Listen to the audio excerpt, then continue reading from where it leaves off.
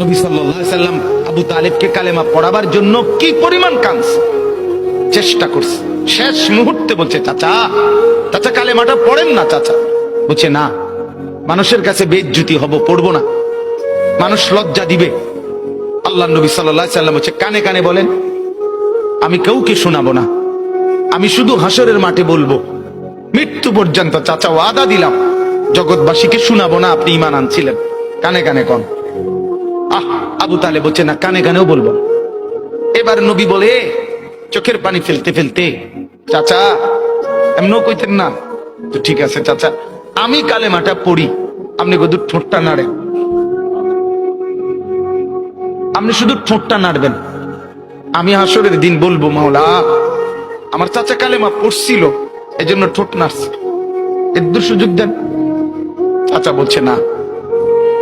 ইনশাআল্লাহ, সুবহানাল্লাহ, আলহামদুলিল্লাহ।